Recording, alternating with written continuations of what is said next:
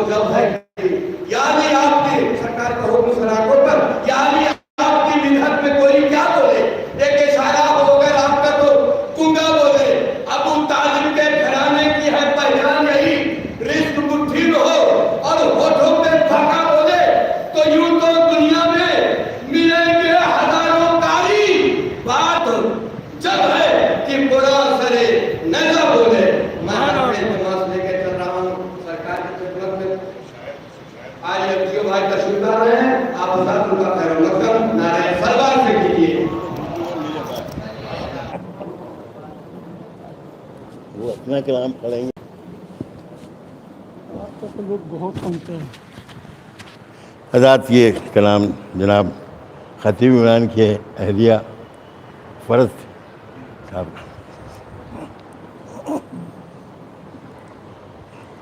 ایک قطع سماعت سمجھ لیں۔ حرم کے مقدر کا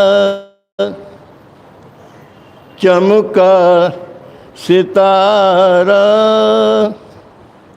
ہوا نور حق یوں نمایاں دوبارہ، چلا کفر کعبے سے کہہ کر بتوں سے، نہیں آ گزر اب ہمارا تمہارا، نہیں آ گزر۔ سمجھتا استاد یہ ان کا ہے فرض۔ حیدر کے مراتب کو سمجھنا نہ سمجھا کوئی، سمجھو حیدر کے مراتب کو سمجھانا ہے سمجھا کوئی، حیدر کے مراتب کو سمجھے گا بھلا کوئی، حیدر کے مراتب کو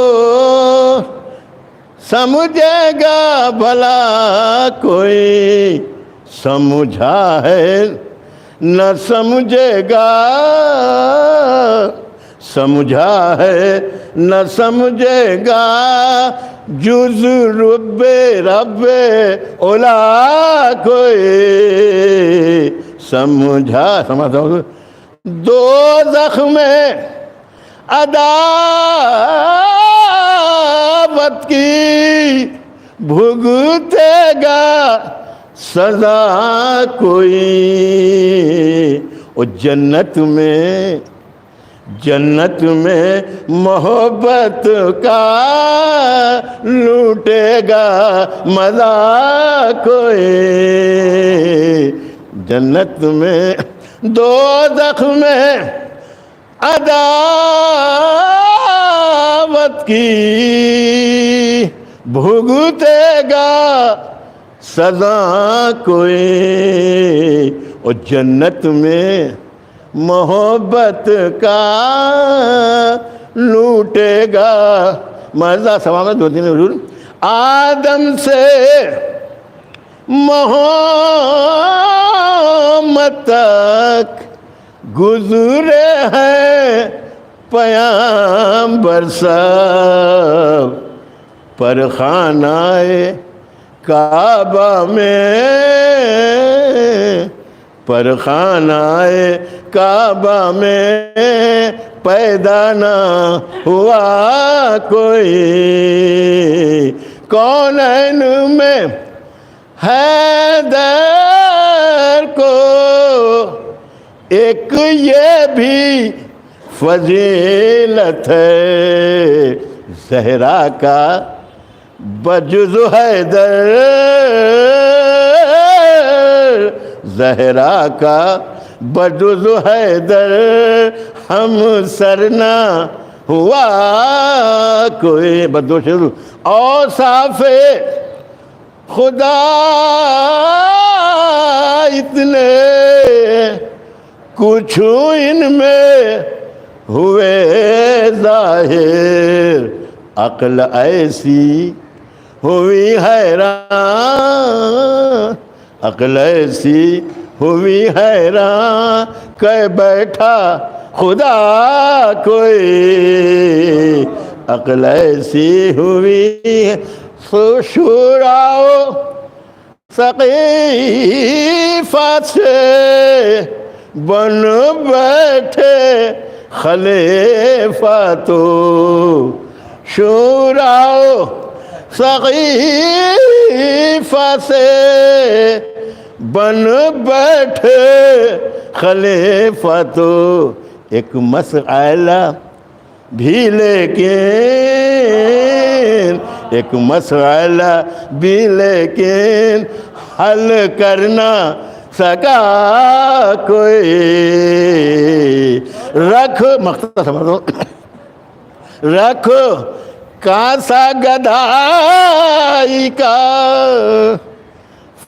فرحت، تو سے در پر سائل کبھی جس در سے،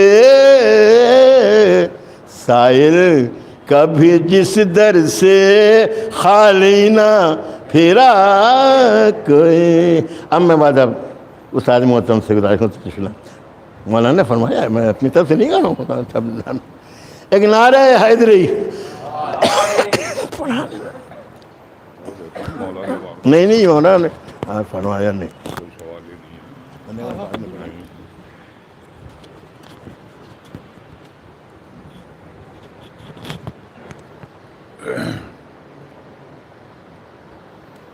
چار مصرع سماعت فرما لیں۔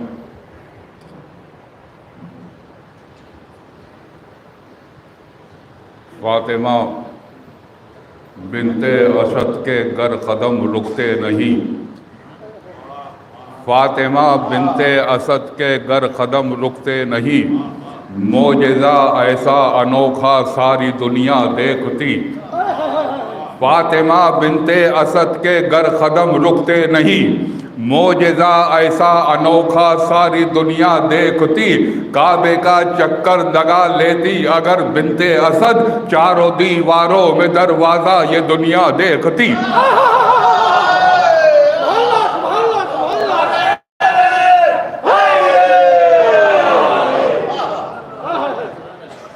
اور چار مصرع سماعت فرما لیجئے کہ پرکھتے ہیں حقیقت کو حقیقت کی کسوٹی پر، بنا رشتے کے رشتہ ہم نہیں ایجاد کرتے ہیں، پرکھتے ہیں حقیقت کو حقیقت کی کسوٹی پر، بنا رشتے کے رشتہ ہم نہیں ایجاد کرتے ہیں، ولادت سے شہادت تک خدا کے گھر سے رشتہ ہے، اسی رشتے سے حیدر کو عزا میں یاد کرتے ہیں، ولادت سے شہادت تک خدا کے گھر سے رشتہ ہے، اسی رشتے سے حیدر کو عزا میں یاد کرتے ہیں۔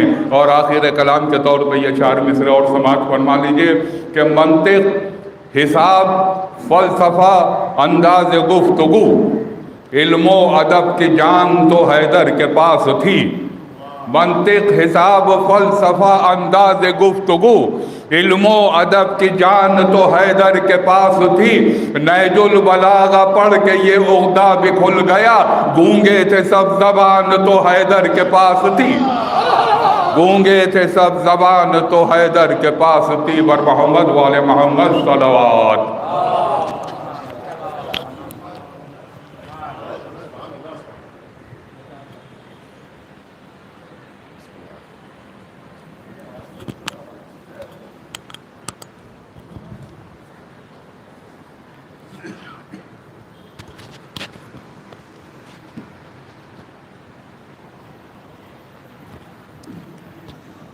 تھوڑا سا پیچھے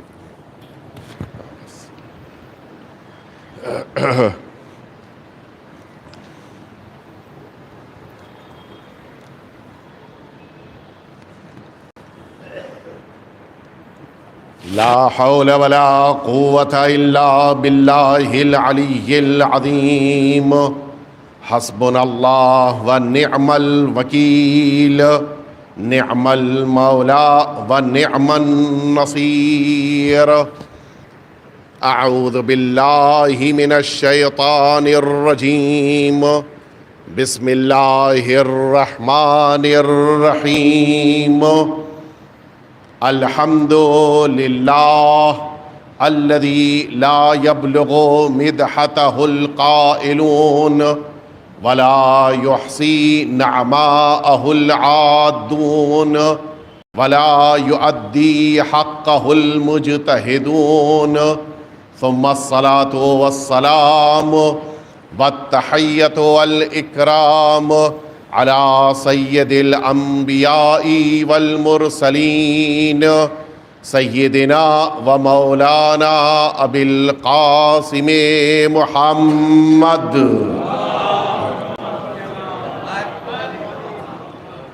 صلی اللہ علیہ وعلی اہل بیتہ الاطیبین الانجبین الذین اذهب اللہ عنہم الرجس وطهرهم تطهيرا.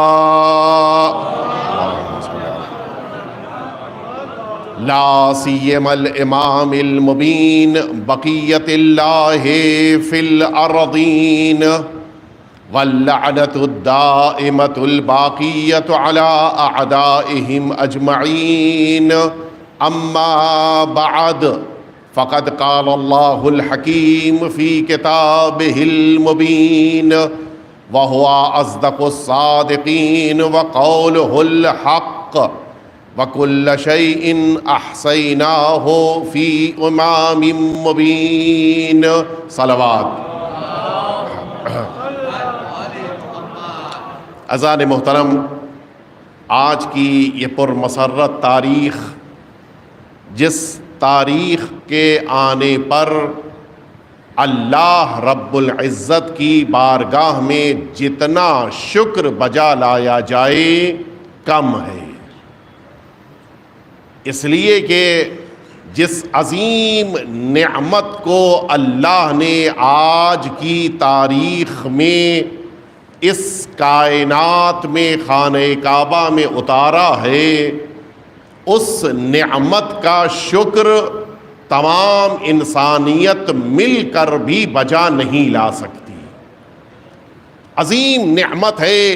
اور پھر یہ وہ نعمت ہے کہ جس کے لیے میں نے تذکرہ کیا تھا کہ خود خانہ کعبہ خوش ہے، ناز کر رہا ہے کہ اس کی آغوش میں کائنات کا عظیم امام آیا ہے.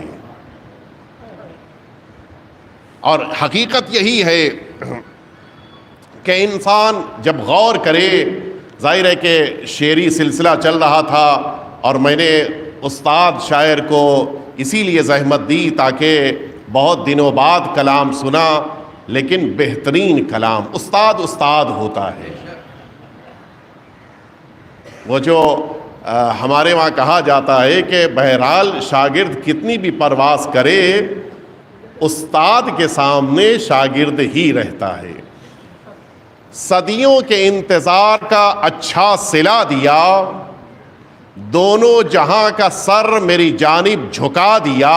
یہ خود خانہ کعبہ کہہ رہا ہے کہ صدیوں کے انتظار کا اچھا صلہ دیا، دونوں جہاں کا سر میری جانب جھکا دیا.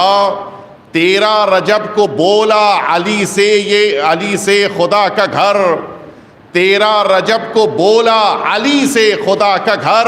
قبلہ مجھے تو آپ نے کعبہ بنا دیا. نعرہ حیدری، نعرہ سلمان. حقیقت یہ ہے کہ آج خانہ کعبہ ناز کر رہا ہے، فخر کر رہا ہے، اور حقیقتاً آج خانہ کعبہ کا مقابلہ کسی سے نہیں ہو سکتا. میں ایک آیے شریفہ آپ کے سامنے عرض کروں.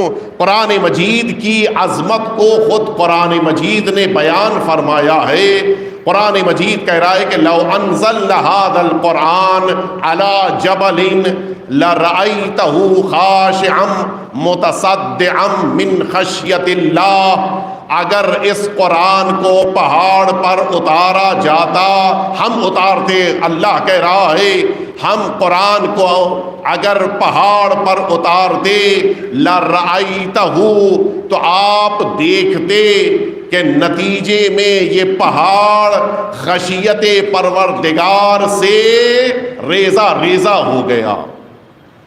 سب سے زیادہ مضبوط پہاڑ ہے، جتنی چیزیں ہمارے درمیان پائی جاتی ہیں ان میں سب سے زیادہ مضبوط یہ پہاڑ ہے، اس سے زیادہ مضبوط کوئی شے نہیں ہے۔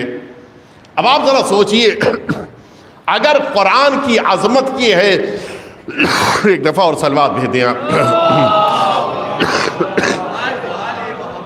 قرآن کی عظمت یہ ہے کہ اگر یہ پہاڑ پہ اتر جائے تو پہاڑ اسے برداشت نہ کر پائے، تو پھر اب یہ قرآن اترے گا کہاں؟ پوری توجہ رہے میری طرف، نہیں آپ تشریف رکھیں، پوری توجہ رہے، تشریف رکھیں آپ، پوری توجہ میری طرف رہے۔ پھر یہ قرآن اترے گا کہاں؟ اس لیے کہ سب سے زیادہ مضبوط پہاڑ تھا، اور اس کے بارے میں قرآن نے کہہ دیا کہ اس قرآن کے برداشت کرنے کی قوت اس پہاڑ کے اندر نہیں ہے۔ تو اب ایسی کوئی جگہ تلاش کرو جو نگاہ پروردگار میں پہاڑ سے زیادہ مضبوط ہو۔ ہم وہ جگہ کہاں تلاش کریں؟ ہم نے خود قرآن سے پوچھا کہ اے قرآن بتا دے کہ تو نازل کہاں ہوا ہے۔ قرآن نے فرمایا نزل بہ الروح الامین علی قلبک، اس قرآن مجید کو نازل کیا گیا کہاں؟ اے پیغمبر آپ کے قلب مبارک پر۔ تو پتہ یہ چلا کہ قلب پیغمبر اتنا قوی اور مضبوط ہے کہ جس شے کے وزن کو پہاڑ برداشت نہ کر سکے اس کے وزن کو قلب پیغمبر نے برداشت کر لیا۔ اب یہیں پر رک کر ایک جملہ میں کہتا چلوں تاکہ نتیجے تک آپ آسانی سے آپ کو لے کے آ سکوں۔ یہ انسانی مزاج ہے۔ انسان سب سے زیادہ مضبوط کسے سمجھتا ہے؟ پہاڑ کو۔ اللہ نے کسے سب سے زیادہ مضبوط سمجھا؟ قلب پیغمبر کو۔ یہ الہی اور انسانی فکر کا فرق ہے۔ انسانی فکر پہاڑ کو مضبوط سمجھتی ہے، الہی فکر میں قلب پیغمبر مضبوط ہے۔ اب جہاں جیسی فکر تھی ویسے ہی پناہ لی گئی۔ انسانی فکر یہ تھی کہ پہاڑ مضبوط ہے لہذا بھاگ کر پہاڑ پہ پناہ لی۔ الہی فکر یہ ہے کہ قلب پیغمبر مضبوط ہے لہذا دفاع کے لیے پہلو میں کھڑے رہے۔ اب یہ اپنی اپنی فکر ہے۔ انسانی فکر نے پہاڑ پر پناہ دی، الہی فکر نے پیغمبر کے پہلو میں کھڑے رہنے کے لیے امیر المؤمنین کو موقع دیا۔ مجھے جملہ کہنے دیجئے، کچھ ہیں کہ جنہوں نے لا فتح کا دامن تھاما، جو قلب پیغمبر اور پیغمبر اکرم کے پہلو میں رہا اسے لا فتح کا قصیدہ ملا۔ توجہ ہے نہیں ہے؟ کچھ ہیں کہ جو لا فتح سے وابستہ رہے اور کچھ ایسے ہیں جو لاپتہ سے وابستہ ہو گئے۔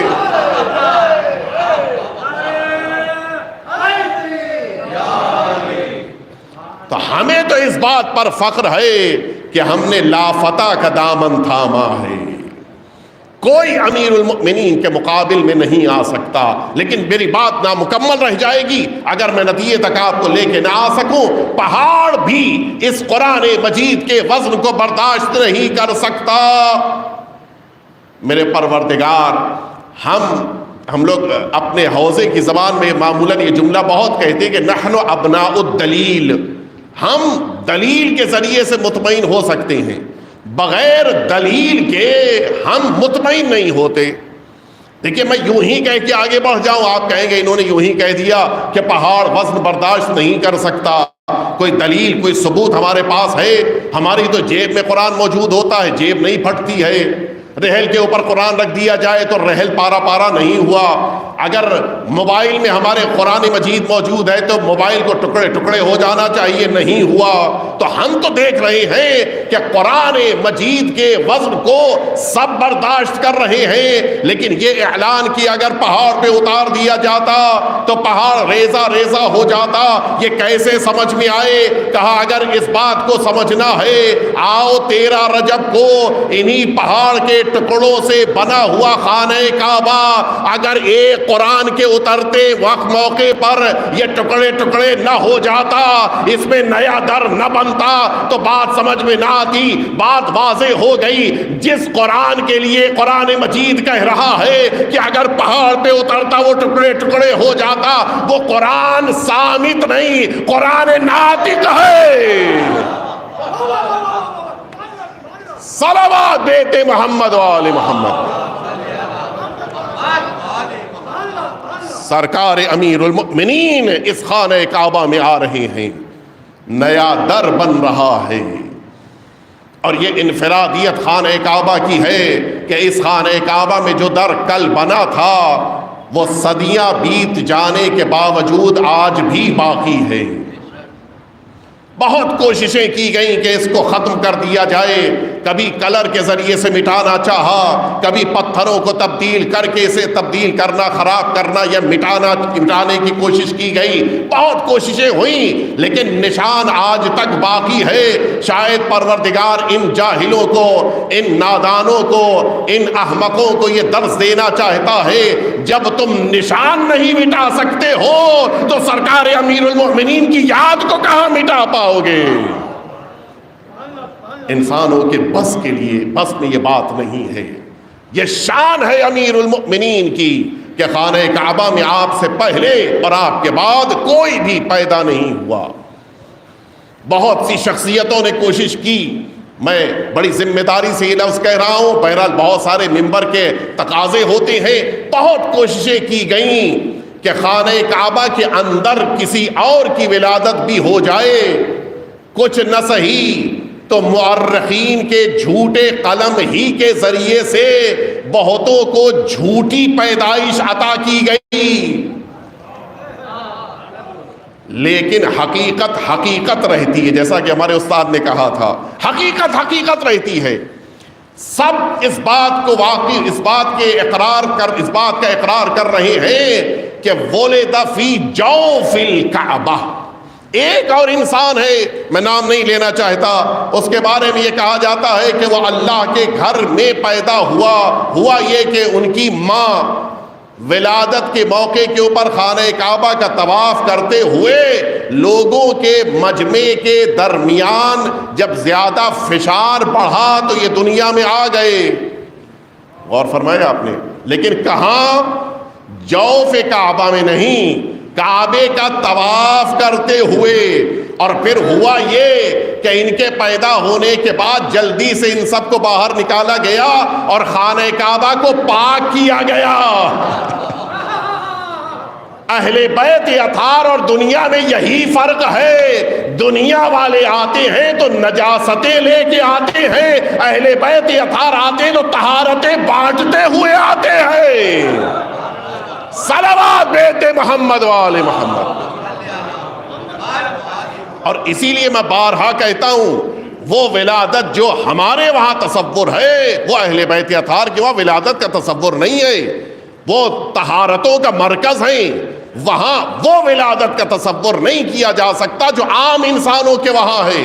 لہذا عام انسانوں کی ولادتوں کے تصور کے ساتھ ولادت لفظ استعمال نہ کیجئے گا. ولادت اہل بیت اطہار کی ہے, لیکن یہ وہ ولادت ہوتی ہے جو طہارتوں کے زیر سایہ ہوتی ہے, بلکہ جہاں آ جاتے ہیں وہ طہارت بیٹھ جاتی ہے, طہارت پہنچ جاتی ہے. خانہ کعبہ کو یہ عظمت ملی کہ اس خانہ کعبہ میں اللہ کا وہ ولی آیا کہ جو بے مثال ہے. واقعی نے ایک جملہ لکھا ہے, یہ 205 ہجری قمری یعنی رسالت باد کے اس دنیا سے جانے کے 100 سال کے اندر یہ واقعی بہت بڑا ہسٹورین گزرا ہے برادران اہل سنت کا. اس نے ایک جملہ لکھا ہے, اس نے لکھا ہے کہ رسالت مآب کو اللہ نے, میں بہت ٹھہر کے کہہ رہا ہوں تاکہ سب کے ذہنوں تک میری بات پہنچ جائے, اللہ نے اپنے رسول کو 2 معجزے زندہ دیے ہیں. بہت سے معجزے ہیں, مثلا چاند کا شق ہو جانا, لیکن یہ وہ ہے کہ جو آج ختم ہو گیا.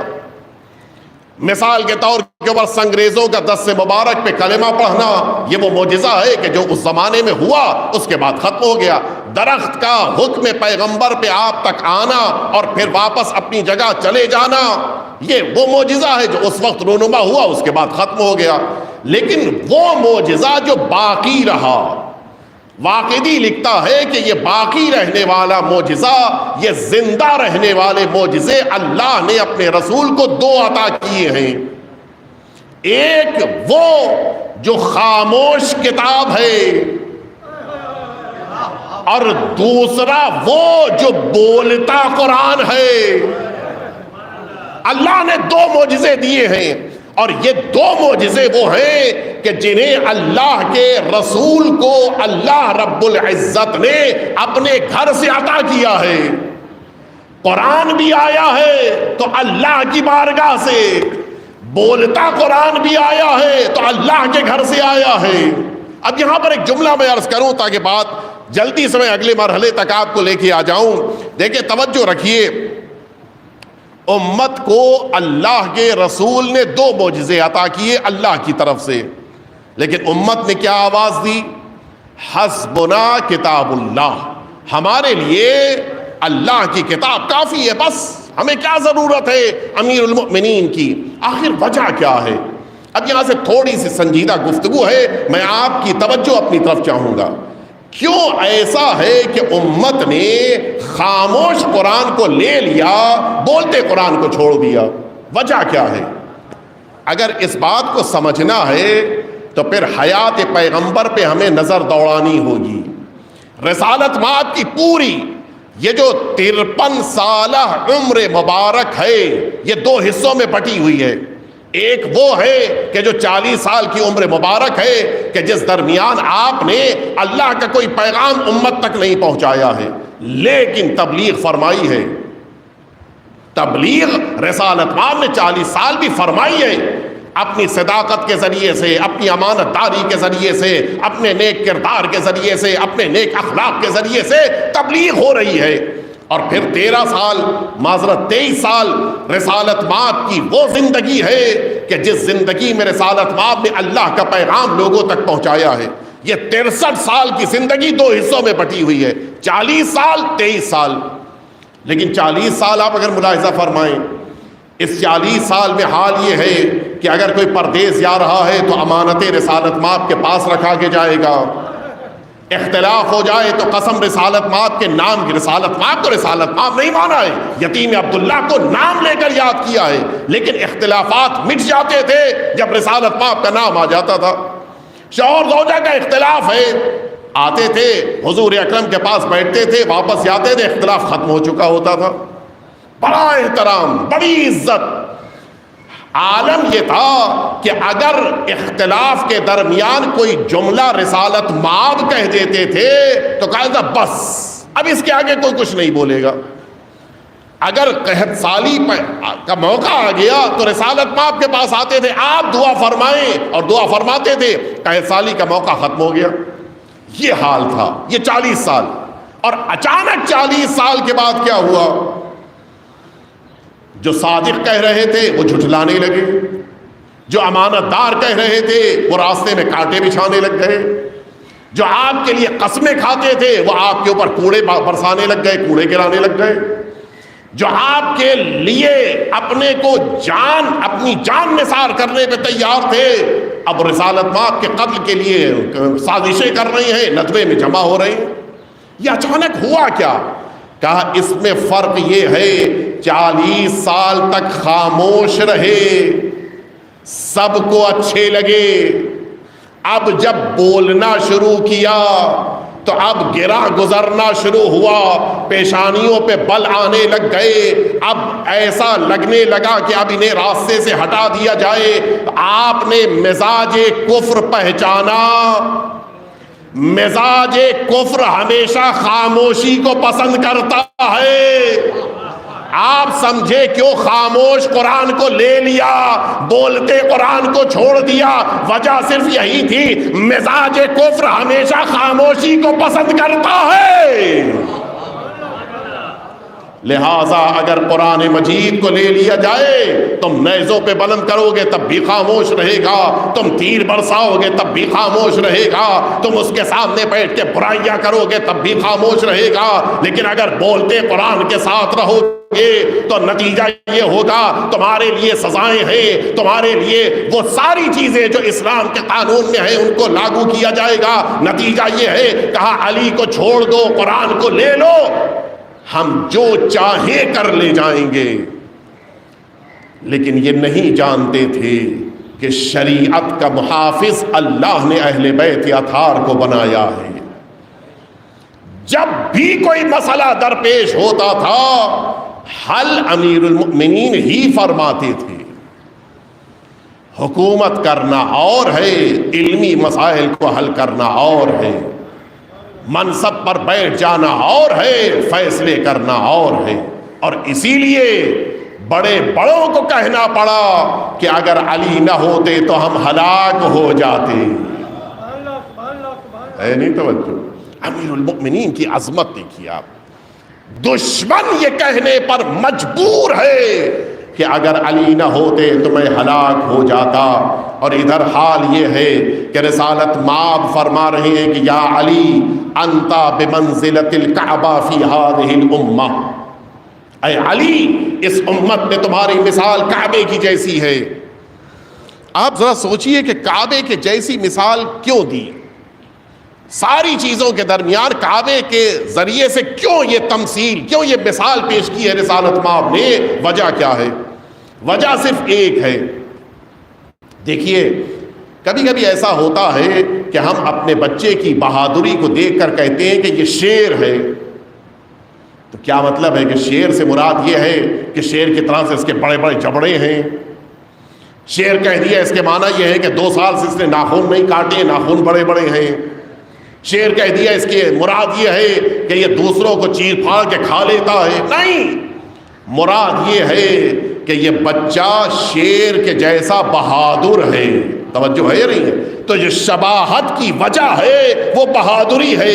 یہاں پر آخر جب یہ فرمایا کہ علی مثل کعبہ ہیں، یہ شباہت کی وجہ کیا ہے؟ خانہ کعبہ کے پاس اینٹ ہے، خانہ کعبہ کے پاس پتھر ہے، خانہ کعبہ کے پاس چھت ہے؟ نہیں، خانہ کعبہ کی ایک اصل خاصیت ہے کہ جس کی بنا پہ شباہت دی گئی ہے، وہ میں واضح کر دوں۔ سب سے زیادہ مہنگی عبادت کون سی ہے؟ حج ہے، سب سے مہنگی۔ اتنی زیادہ رقم کسی عبادت میں خرچ نہیں ہوتی ہے۔ اچھا، اس کو جمع کرنا بھی ایک مشکل کام ہے۔ البتہ بعض ایسے برادران ہیں جو اتفاق سے اسی وقت آپ کے مجمع میں موجود ہیں کہ جن کے لیے دل چاہتا ہے کہ واقعاً ان کی عظمت کو سلام کرے۔ میں نام نہیں لینا چاہتا۔ ایک مرد مومن آپ کے درمیان موجود ہے کہ جنہیں زیارتوں کا اتنا شوق کہ انہوں نے اپنے زیور کو گروی رکھ کر زیارت کی ہے۔ بعض ایسے بھی ہیں جنہیں اللہ کے گھر، اہل بیت اطہار کے گھر کی زیارت کرنے کا اتنا شوق ہوتا ہے۔ حج کی بھی یہی کیفیت ہے۔ بعض لوگ ہیں کہ جو اپنے درخت کو بیچ کے جاتے ہیں، بعض ایسے ہیں کہ جو اپنے کھیت کو بیچ کے جاتے ہیں، بعض ایسے ہیں جو اپنی زمین کو فروخت کر کے جاتے ہیں، بعض ایسے ہیں جو میوچول فنڈ ملے گا تب حج پہ جائیں گے۔ کسی کے پاس رقم نہیں ہے۔ مولانا صاحب کوئی راستہ بتا دیجئے۔ ہم نے کہا میں ایک نسخہ بتا دیتا ہوں، آپ چلے جائیے، مسجد کا طواف کر لیجئے اپنے محلے کی، آپ کو حج کا ثواب مل جائے گا۔ کہ مولانا صاحب یہ تو نہیں ہو سکتا، یہ تو ہم بھی جانتے ہیں۔ ہم نے کہا ٹھیک ہے، آپ اپنے محلے میں ایک کعبے کی شکل کے ایک عمارت بنا لیجئے، اس کا چکر لگا لیجئے۔ کہ یہ نہیں ہو سکتا، کیوں؟ کہ اس لیے کہ کعبہ یہاں تک نہیں آ سکتا، کعبے کی خاصیت ہے کہ جسے خانہ کعبہ چاہیے ہو اسے مکہ جانا ہوگا، یہ مکے سے یہاں تک نہیں آ سکتا ہے۔ بس سمجھ میں آ گیا، یہی خاصیت اللہ کے رسول نے امیر المؤمنین کے لیے بیان فرمائی ہے۔ اے علی، تمہاری مثال کعبے کے جیسی ہے، کعبے تک لوگوں کو آنا ہوگا، کعبہ کسی کے پاس نہیں جائے گا۔ یہی خاصیت علی کی ہے، دنیا علی کے در پہ آئے گی، علی کسی کے در پہ نہیں جائے گا۔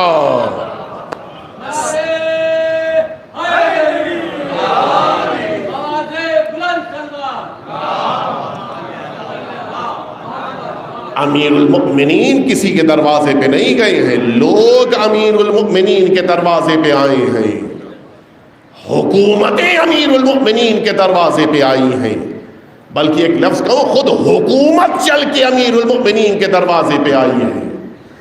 مولا نے مطالبہ حکومت کا نہیں کیا ہے، لوگوں نے اصرار کیا ہے کہ آپ کو حکومت اختیار کرنی ہے، اور اسی لیے امیر المؤمنین کی عظمت کے مقابل کون اس دنیا میں سامنے آ سکتا ہے؟ علم امیر المؤمنین کا عالم کیا ہے آپ سنیں گے۔ فرماتے ہیں اگر میں مسند خلافت پر بیٹھوں تو نتیجے میں توریت والے کے لیے توریت سے فیصلہ کروں گا، زبور والے کے لیے زبور سے فیصلہ کروں گا، انجیل والے کے لیے انجیل سے فیصلہ کروں گا، قرآن والے کے لیے قرآن سے فیصلہ کروں گا۔ مولا کی عظمت یہ ہے کہ چاروں آسمانی کتاب سے فیصلہ کر رہے ہیں، اور نام نہاد مسلمان حاکموں کا یہ حال ہے کہ وہ قرآن سے فیصلہ نہیں کر پا رہے ہیں۔ کیا فرمایا؟ فرماتے ہیں کہ میں آسمان کے راستوں کو زمین سے زیادہ جانتا ہوں۔ آپ نے سنی یہ بات؟ بڑے ہی احترام اور ادب کے ساتھ ایک جملہ کہنا چاہتا ہوں۔ آپ میں سے بہت سے ایسے برادران ہیں کہ جن کا وطن یو پی ہے، مثلاً کوئی لکھنؤ کا ہے، مثلاً کوئی فیض آباد کا ہے، مثلاً کوئی مراد آباد کا ہے، جو جس علاقے کا ہے، جس نے وہاں پہ 20 سال 25 سال 30 سال گزارے ہیں، اب نتیجہ یہ ہے کہ اس کو وہاں کے راستے زیادہ پتہ ہیں۔ نہیں، آپ متوجہ نہیں ہوئے۔ جو جہاں کا ہوتا ہے وہاں کے راستوں سے زیادہ واقف ہوتا ہے۔ مولا فرما رہے ہیں کہ میں آسمان کے راستوں کو زمین سے زیادہ جانتا ہوں، لیکن یہاں پر ایک مشکل پیدا ہو گئی۔ وہ مشکل کیا ہے؟ آپ نے کہا مجھے مراد آباد کے راستے زیادہ پتہ ہے، بامبے کے راستے کم پتہ ہے۔ تو جب تک یہ کہا کہ مراد آباد کے راستے زیادہ پتہ ہے تب تک تو ٹھیک ہے، لیکن جیسے ہی اس کے دوسرے نتیجے تک آئے تو یہ نقص پیدا ہوا یا نہیں کہ بامبے کے راستوں سے زیادہ مراد آباد کے راستے جانتا ہوں، یعنی آپ کے لیے تو میں کہہ سکتا ہوں کہ یعنی بامبے کے راستے کم جانتے ہیں۔ لیکن کیا یہی بات کسی میں ہمت ہے کہ سرکار امیر المؤمنین کے بارے میں سوچ سکے؟ اب آپ بتائیے کیا کریں؟ جملہ تو مولا کا ہے کہ میں آسمان کے راستے زمین سے زیادہ جانتا ہوں، اور وہ جو نتیجہ میں نے آپ کے لیے لکھا تھا، بیان کیا تھا، وہ یہاں پر آپ اگر سوچ بھی سکتے ہو تو ہو ہی نہیں سکتا، ممکن نہیں ہے۔ پھر یہ کیسے میرے آقا نے جملہ فرمایا ہے؟ تو اس کا مفہوم کیا ہے، اس کے معنی کیا ہے؟ میں بہت واضح کر دوں۔ ہمارے یو پی میں ابھی تو ذرا سا کم ہو گیا ہے، پہلے یہ ہوتا تھا کہ جب بسیں چلتی تھیں تو بسیں ظاہر ہے کہ مثلاً وہ 4 گھنٹے کا سفر ہے، تو اب یہ 4 گھنٹہ مسلسل تو نہیں چلے گی، درمیان میں کہیں نہ کہیں اس کو رکنا ہے۔ اور اب جو یہ رکتی تھی بس، ہم لوگ جب سفر کرتے تھے، اب تو وہ سفر ختم ہو گئے تقریباً ہم لوگوں کے بسوں والے، لیکن بس جب رکتی تھی وہ 30 منٹ 35 منٹ کھڑی ہے، اب وہ ڈرائیور اور کنڈکٹر گیا ہے وہاں کھانا کھانے کے لیے، کچھ پیسنجر بھی اتر کے گئے ہیں، ہم لوگ اپنے حلال حرام کے چکر میں اوپر بیٹھے ہوئے ہیں، منہ سوکھ رہا ہے، اب نیچے بھی نہیں اتر کے کچھ کھا سکتے، وہیں بیٹھے ہوئے بور ہو رہے ہیں۔ ایسے میں کیا ہوتا تھا؟ وہ ایک کتاب بیچنے والا، آپ کو یاد ہوگا، وہ آتا تھا اور خاص انداز میں اس نے بس کی چھت میں انگلی کے ذریعے سے آواز پیدا کی خاص طریقے سے، اور اس کے بعد وہ کہتا تھا کہ بس ابھی کچھ دیر بعد آپ کی چلنے والی ہے، اور میں آپ کے درمیان ایک کتاب بیچنے کے لیے لایا ہوں جو کتاب آپ کے لیے بہت مفید ہے۔ آپ میں سے کون جانتا ہے کہ دنیا میں مثلاً 40 ڈگری تک ٹھنڈک بڑھ جاتی ہے؟ دنیا میں کون ایسا مائنس ڈگری تک چلی جاتی ہے؟ دنیا میں کون سی جگہ ہے جہاں کے اوپر مثلاً بھینس کے بجائے بیل جو ہے وہ دودھ دیتا ہے؟ اس قسم کے بہت سے جملے، اور وہ لے کے آتا تھا اس کتاب میں لکھے ہوئے۔ درمیان میں اس نے ایک جملہ یہ کہہ دیا کہ کیا آپ کو پتا ہے کہ فروری کے مہینے میں بچے کیوں کم روتے ہیں؟ اب تو ظاہر ہے ہمارے لیے بھی تعجب والی بات تھی، اور ڈاکٹر صاحب ہمارے درمیان بیٹھے ہوئے ہیں، اتفاق سے ڈاکٹر صاحب بھی بیٹھے ہوئے تھے، انہوں نے بھی سوچا کہ یہ تو بڑی نئی بات ہے، اس کو ذرا معلوم کیا۔ 10 روپے جیب سے نکال، تو کتاب بھی بڑی سستی، کتاب 10 روپے خریدے انہوں نے، 10 روپے کے ذریعے سے کتاب خریدی، اور اب اس کے صفحات کو الٹتے ہوئے ڈاکٹر صاحب اس صفحے پہ پہنچے جہاں پہ لکھا ہوا تھا کہ بچے فروری کے مہینے میں کیوں کم روتے ہیں۔ اس کی وجہ یہ ہے کہ بچے جتنا جنوری میں روتے ہیں اتنا ہی اپریل میں بھی روتے ہیں، اتنا ہی فروری میں روتے ہیں۔ کمی بچوں کے رونے میں نہیں ہے بلکہ مہینے میں ہے، کمی بچے کے گریے میں نہیں ہے بلکہ چونکہ فروری کا مہینہ 3 سال تک 28 دن کا ہی ہوتا ہے، لہذا بچہ فروری میں کم روتا ہے، ورنہ روتا تو ہر مہینے میں برابر ہے۔ بس بات پتہ چل گئی، کمی بچے میں نہیں ہے، کمی اس مہینے میں ہے۔ ہم کو بات واضح ہو گئی، پتہ چل گئی۔ یہ جو مولا نے فرمایا ہے کہ میں زمین سے زیادہ آسمان کے راستے جانتا ہوں، یہ امیر المومنین کے علم میں کمی نہیں ہے، یہ دنیا کے راستوں میں کمی ہے۔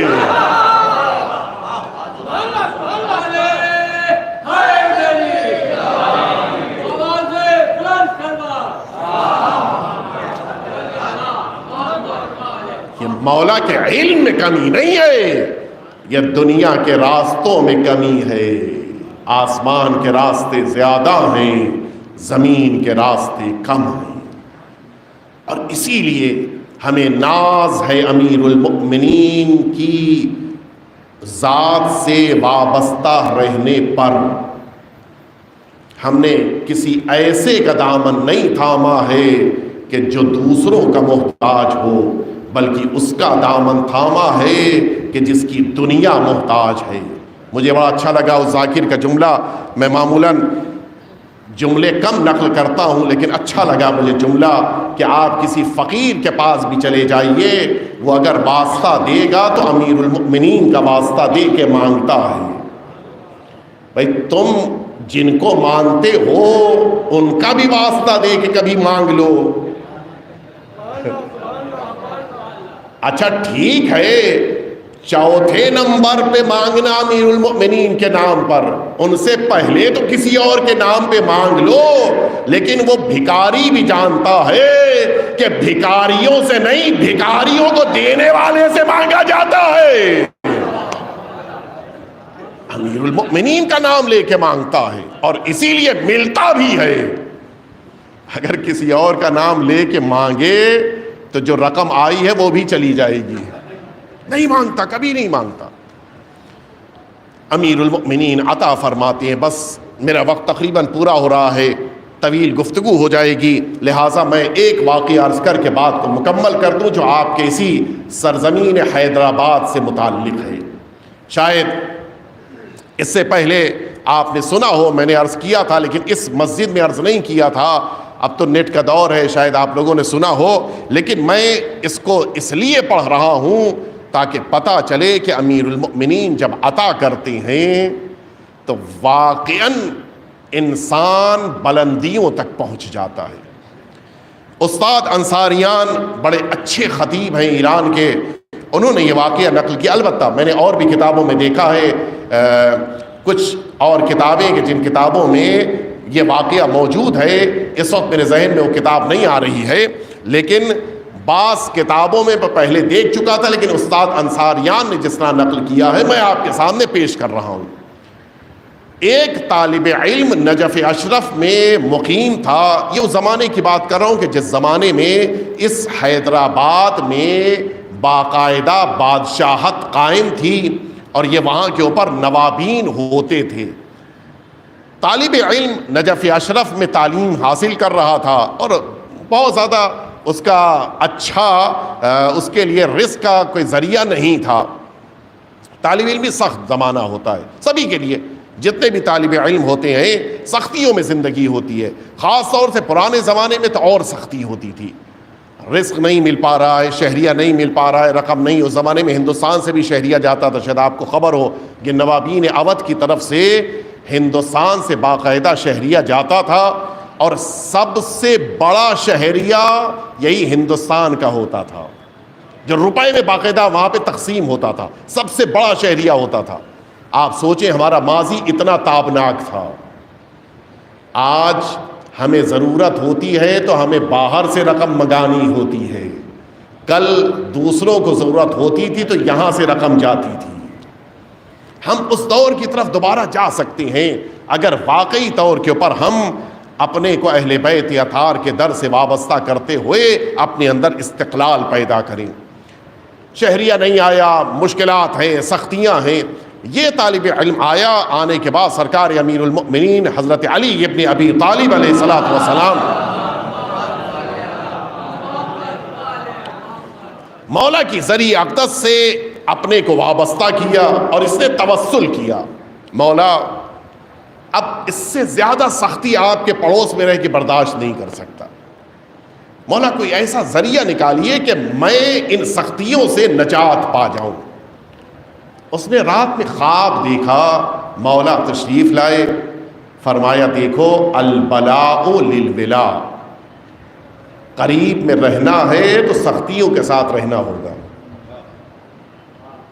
آپ جانتے ہیں نجف کا پانی کھارا ہے، نجف میں رہنا ہے تو سختیوں کے ساتھ رہنا ہوگا۔ یہی حال حوض علمیہ قم کا ہے، قم میں اگر رہنا ہے تو کھارا پانی پینا ہے۔ ہم لوگ جس پانی کو پینا پسند نہیں کرتے اس پانی کو وہاں کے اوپر استعمال کرنا پڑتا ہے۔ البلاء للولا، یہاں رہنا ہے نجف میں سختیوں کے ساتھ۔ کہ نہیں مولا میں چاہتا ہوں کہ مجھے کوئی بہتر راستہ بتائیے، اب مجھ سے اب سختیاں برداشت نہیں ہوتی۔ مولا نے فرمایا ٹھیک ہے میں ایک تمہیں طریقہ بتائے دیتا ہوں، چلے جاؤ ہندوستان اور وہاں شہر حیدرآباد چلے جانا اور جا کر فلاں نواب کو تلاش کرنا اور اس کے دروازے پر پہنچنے کے بعد نواب سے ملنے کے لیے کہنا، اور جیسے ہی نواب سے ملاقات ہو بس یہ ایک مصرع اس سے کہہ دینا۔ وہ مصرع کیا تھا؟ بے ذرہ گر نگہ لطف بو تراب کند، بس یہی مصرع تم کہہ دینا۔ ترجمہ اردو میں کر دوں میں کہ اگر سرکار امیر المؤمنین اپنا نگاہ کرم، اپنی نگاہ لطف کسی پر کر دیں بس۔ اچھا یہاں تک تو جیسے آپ کی ابھی تک بات سمجھ میں نہیں آئی، اس طالب علم کو بھی کوئی بات سمجھ میں یہ ہو کیا رہا ہے؟ کہا ٹھیک ہے آپ کا حکم ہے مولا چلا جاتا ہوں۔ اس نے اپنے سامان کو بیچا، فروخت کیا، جو تھوڑی بہت رقم ملی اس رقم کے ذریعے سے سفر کرتا ہوا ہندوستان آیا، معلوم کیا کہ فلاں نواب کہاں پہ ہے۔ نواب تو اکیلا نواب تھا، یہی خاندان کہ جو نواب کا خاندان ہے۔ عجیب، معلوم ہوا کہ یہ تو بہت سب سے امیر خاندان ہے یہاں کا، سب سے بڑا نواب ہے یہاں کا۔ پہنچا دروازے کے اوپر، خادمین ملے، کہا کہ ہم کو فلاں نواب سے ملنا۔ کہا ایسے کیسے ملنا ہے؟ اچھا تمہارا لباس، تمہارا انداز، تمہارا طریقہ کار ایسا نہیں ہے کہ نواب سے ملو؟ کہا نہیں مجھے نواب سے ملنا ہے۔ اس نے اصرار کیا، ان خادموں نے اس کو نواب تک پہنچایا، جیسے ہی اس نے نواب کو دیکھا بس یہی بے ذرہ گر نگہ لطف بو تراب کند، بس یہی مصرع پڑھ دیا۔ نواب نے اس کو غور سے دیکھا، دیکھنے کے بعد اپنے سر کو جھکائے رہا تھوڑی دیر، اور اس کے بعد اپنے خادموں سے کہا کہ اس کو لے کے جاؤ بہترین کمرے میں، بہترین لباس، بہترین غذا کے ذریعے سے اس کی پذیرائی کرو، اور کل تک اس کو اسی انداز سے میرا مہمان قرار دو۔ یہ اپنے چلا گیا اس حجرے میں جس میں لے کے گئے سارے خادم، بہترین لباس دیا گیا، اچھی سے اچھی غذا آ رہی ہے، اب اسی پہ یہ خوش ہے، اس کو تو پتہ ہی نہیں کہ ابھی ہونے والا کیا ہے، اسی پہ خوش کہ میرے مولا نے مجھے بہت کچھ عطا کر دیا۔ اس نے اپنے حجرے سے، جس حجرے میں اس کو قیام کے لیے موقع دیا گیا تھا، اس حجرے سے اس نے جب چاروں طرف نظر دوڑائی کھڑکی وغیرہ سے، دیکھا عجیب منظر ہے، عجیب خوشی کا ماحول ہے، نوکر خادم نوکر چاکر سب دوڑ رہے ہیں، عجیب عالم ہے سب کا۔ اس نے جو نوکر آیا تھا پھل وغیرہ لے کے، اس سے پوچھا کہ بتاؤ یہ کیا ہو رہا ہے؟ کہہ رہے آپ کو پتہ نہیں ہے، نواب صاحب نے اعلان کر دیا ہے کل ان کی بیٹی کی شادی ہے۔ اچھا، یہ ساری تیاریاں اسی کی ہو رہی ہیں، نواب کی بیٹی کی شادی کی تیاری ہو رہی ہے۔ یہ بڑا خوش کہ چلو اچھے موقع پہ آیا ہوں، شادی کی تقریب میں شرکت کروں گا تو اور موقع مل جائے گا اچھے کھانے کھانے کا۔ اگلا دن آیا، صبح میں اس کے لیے اور بہترین قیمتی لباس لا کے خادموں نے دیا کہ نواب صاحب نے کہا کہ اس لباس کو پہن کے آپ کو شادی کی بزم میں شرکت کرنی ہے۔ اس نے اس لباس کو زیب تن کیا، پہن کے اب تو چلا۔ وہاں دیکھا تو عجیب منظر ہے، جھک جھک کے لوگ، خاص انداز جو حیدرآباد کا، جھک جھک کے لوگ سلام کر رہے ہیں، جھک جھک کے لوگ ان کے لیے استقبال کر رہے ہیں، عجیب انداز۔ ان کو لے جا کے بڑے احترام کے ساتھ نواب کے بغل میں ایک کرسی تھی، اس کے اوپر بٹھا دیا گیا، اور اس کے بعد اب جو عالم دین آ کر بیٹھے اور انہوں نے یہ پوچھا کہ کیا صاحبزادے تم مجھے اجازت دیتے ہو کہ میں تمہارا نکاح نواب کی بیٹی کے ساتھ پڑھوں؟ اب وہ ہاں کہنا تو دور کی بات، ان کے تو پیروں کے نیچے زمین نکل گئی، یہ ہو کیا رہا ہے؟ یہ کیسے ہو گیا؟ نواب کی بیٹی سے میرا عقد ہونے جا رہا ہے؟ کہ ہاں، یہ ساری تیاری اسی لیے تھی، کبھی مجھے پتہ ہی نہیں ہے۔ کہ آپ کو پتہ ہو نہ ہو، نواب نے نظر کی تھی، اس کو پورا کرنا ہے۔ کہ نواب نے کیا نظر کی تھی؟ اب کسی میں ہمت، اچھا آپ جانتے ہیں کہ حیدرآباد میں جو نوابی کا نظام اور نظام حیدرآباد کا جو خاص طریقہ کار، معمولاً لوگ سر اٹھا کر نہیں بولتے، احترام میں سر جھکا کر۔ اب وہ جھکا کر کتنا بیان کیا جائے؟ نواب صاحب نے کہا کہ میں نے خود نظر کی تھی، میں نے رات میں کچھ دنوں پہلے ایک مصرع کہا تھا، اور کچھ دنوں یعنی کافی وقت پہلے میں نے ایک مصرع کہا تھا کہ بے آسمان رود و کار آفتاب کند، کہ آسمان جائے اور جو کام سورج کا ہے وہ کام انجام دے۔ کہ میں نے یہ مصرع کہا تھا، اور میں نے یہ مصرع، وہ تاریخ میں، ہاں یہ مصرع میں نے ایران بھیجا کہ وہاں کے فارسی شعراء اس کے اوپر تضمین لگا سکیں۔ لوگوں نے بھیجا، مجھے پسند نہیں آیا۔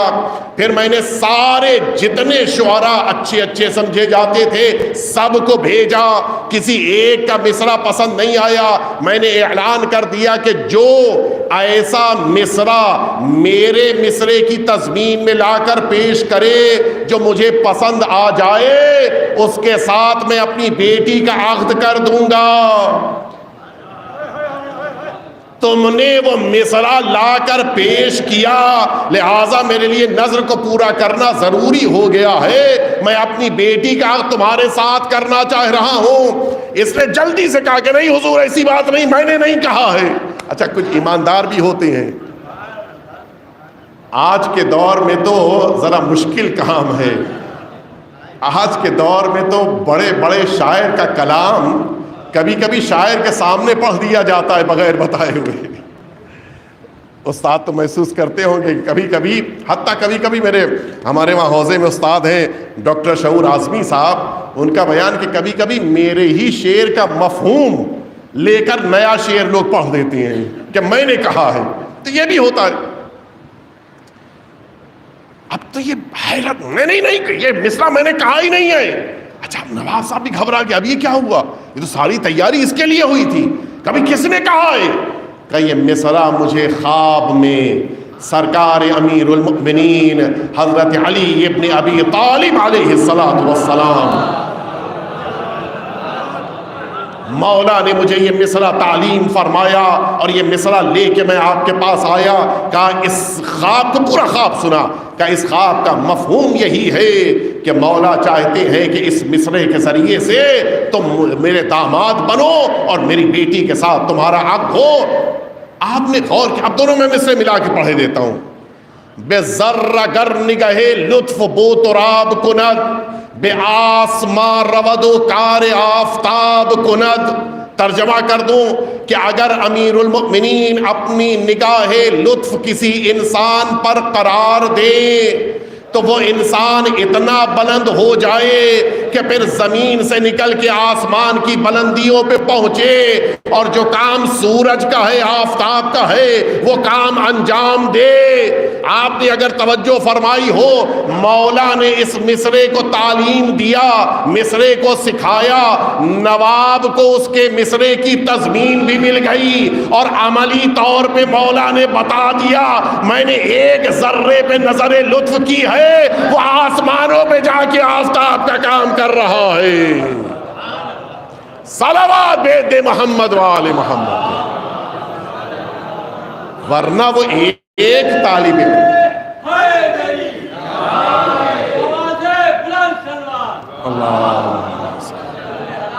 ورنہ وہ ایک طالب علم کہ جس کے لیے کھانے پینے کا انتظام نہیں تھا، وہ نواب کا داماد قرار پائے، مولا نے شعر بھی مکمل کر دیا اور عملی طور پہ مفہوم بھی لا کر سامنے پیش کر دیا۔ یہ ہے کرم امیر المؤمنین۔ یہ بہت بزرگ عالم دین گزرے حیدرآباد میں، اور انہوں نے بڑی خدمتیں بھی انجام دی ہیں، اور وہ خاندان آج بھی باقی ہے۔ اس خاندان میں آج بھی علماء ہوتے ہیں۔ بیچ میں درمیان میں کچھ وقفے میں اس خاندان میں عالم نہیں تھے، لیکن اب پھر ہے الحمدللہ، بڑا اہم خاندان ہے وہاں کا۔ حقیقت یہ ہے آج امیر المؤمنین کی بارگاہ سے نگاہ لطف لینے کا دن ہے۔ مولا کی نظر عنایت جس پر ہو جائے، جس انسان کو پروردگار امیر المؤمنین کی خدمت کی توفیق دے دی۔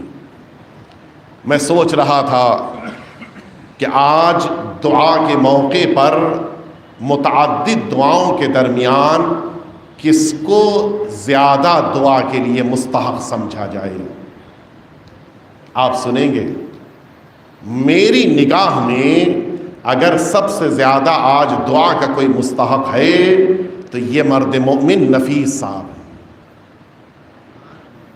جنہوں نے امیر المؤمنین کے تذکرے کو لوگوں کے گھروں تک پہنچایا ہے۔ آج کے زمانے میں اس طرح سے اس محفل کو نشر کرنا کہ جو اب ہمیشہ کے لیے محفوظ ہو گئی، آ گئی نیٹ کے اوپر، ہمیشہ کے لیے محفوظ ہو گئی۔ اب جب تک یہ محفل محفوظ رہے گی، ثواب کس کو ملے گا؟ یہ زین العبا والے مرد مومن کو، کہ جن کی بنا پر یہ محفل محفوظ ہو گئی اور لوگوں کے گھروں تک پہنچی ہے۔ خواتین سن رہی ہیں، بچے سن رہے ہیں، مؤمنین سن رہے ہیں، بزرگان سن رہے ہیں۔ یہ خود ایک خدمت ہے کہ جس کے لیے واقعاً امیر المؤمنین کی بارگاہ میں ان کا اجر محفوظ ہے۔ وہ تمام مؤمنین جنہوں نے اس محفل کے لیے محنت کی، زحمت اٹھائی، جنہوں نے نیاز کا انتظام کیا، جنہوں نے فرش بچھایا، جنہوں نے لوگوں کو دعوت دی، جنہوں نے لوگوں کو مطلع کیا، جنہوں نے شعراء کو بلایا، سارے برادران، سارے مؤمنین، حتیٰ وہ شعراء بزرگان کہ جنہوں نے امیر المؤمنین کے لیے شعر کہا، وہ سب آج آپ بھی کہ آپ نے امیر المؤمنین کی اس محفل میں شرکت کی ہے۔ بہت سے برادران روزہ رکھ کے بھی امیر المؤمنین کی اس محفل میں بیٹھے ہیں۔ پروردگار ان تمام مؤمنین کی توفیقات میں اضافہ فرمائے۔ آئیے اللہ کی بارگاہ میں سب سے عظیم دعا کہ جو آج کے لیے ہم سب کے لیے عیدی ہے، پروردگار امیر المؤمنین کا واسطہ، پروردگار اہل بیت اطہار کا واسطہ، آج ہم سب کی عیدی کے شکل میں ہمارے آقا اور مولا کے ظہور کو مقرر فرما۔ پروردگار ہمارے آقا کے ظہور میں تعجیل فرما۔ ہم سب کو حضرت کی بارگاہ میں مبارکباد پیش کرنے کی سعادت عطا فرما۔ پروردگار امیر المؤمنین کی ولایت، امیر المؤمنین کی محبت، اس دعا پہ سب دل سے آمین کہیے گا۔ پروردگار امیر المؤمنین کی ولایت اور محبت کو ہمارے دلوں میں اور ہماری نسلوں کے دلوں میں قرار فرما۔ پروردگار امیر المؤمنین کے دامن سے ایک لحظے کے لیے بھی دور ہونے کے لیے ہمیں موقع نہ عطا فرما۔ پروردگار میدان محشر میں امیر المؤمنین کے زیر سایہ ہم سب کو آگے بڑھنے کی توفیق عطا فرما۔ شب اول قبر امیر المؤمنین کی زیارت اور شفاعت نصیب فرما۔ پروردگار وہ تمام مؤمنین اور مؤمنات جو امیر المؤمنین کی محفل منعقد کر رہے ہیں ان سب کی توفیقات میں اضافہ فرما. امیر المؤمنین کے خدمت گزاروں کے لیے پروردگار بہترین اجر مقرر فرما. پروردگار ہمارے اساتید، ہمارے بزرگان، ہمارے مراجع، ہمارے مجتہدین، ائمہ جمعہ، ائمہ جماعت، ہمارے بزرگ شعراء کرام، ہمارے تمام ذاکرین، پروردگار ان سب کی توفیقات میں اضافہ فرما. پروردگار جو مؤمنین بیمار ہیں ان سب کو شفاء کامل و عاجل عطا فرما. پروردگار اس کورونا کے شر سے تمام انسانیت کو نجات عنایت فرما. پروردگار زیارت کی راہیں دوبارہ ہم سب کے لیے وا فرما تاکہ ہم سب دوبارہ زیارت کے لیے حاضر ہو سکیں. پروردگار اہل بیت اطہار کی بارگاہوں کی زیارت نصیب فرما. پروردگار جنت البقیع کو آباد فرما. اس مقدس بارگاہ کو ویران کرنے والی قوم پہ اپنا شدید عذاب نازل فرما. پروردگار ہم سب کو اہل بیت اطہار کے خدمت گزاروں میں قرار فرما. ربنا تقبل منا انك انت السميع العليم. اعوذ بالله من الشيطان الرجيم. بسم الله الرحمن الرحيم. ان الله وملائكته يصلون على النبي يا ايها الذين آمنوا صلوا عليه وسلموا تسليما.